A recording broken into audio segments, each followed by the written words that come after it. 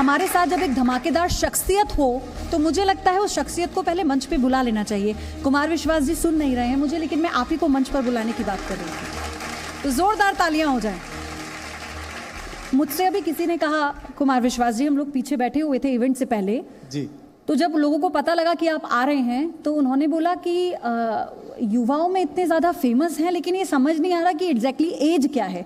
तो पहले तो आप मुझे ये बताइएगा, बता देना चाहिए, और दूसरा ये बताइएगा कि इस त्वचा का राज क्या है। बहुत अच्छे दोनों सवाल बहुत ज़्यादा पूछे जाते हैं।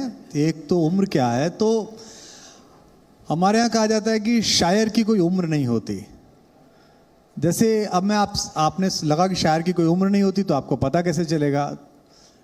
देखिए, जब आप स्कूल में थे और आप हिस्ट्री की क्लास पढ़ रहे थे तो आपको टीचर ने क्या पढ़ाया कि बाबर कहता था, अकबर कहता था, सिकंदर कहता था।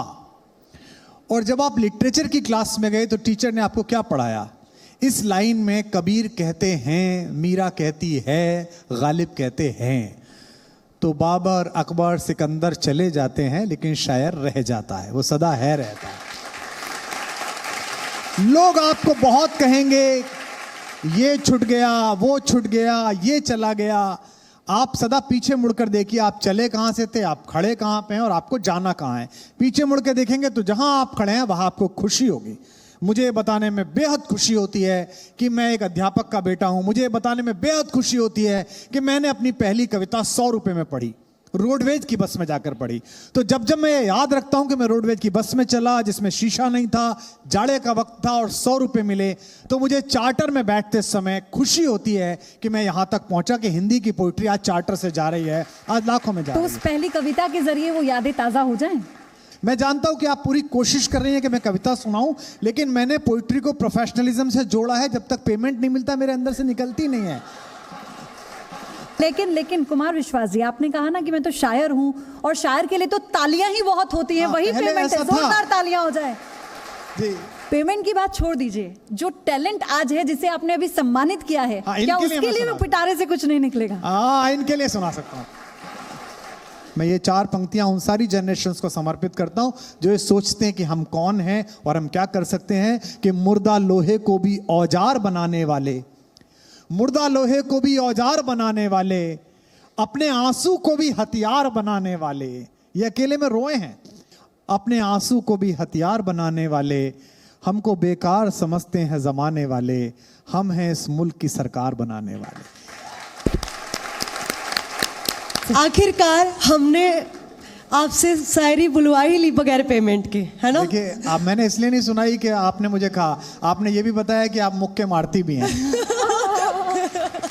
आप कुछ और कहना चाहती हैं स्वीटी?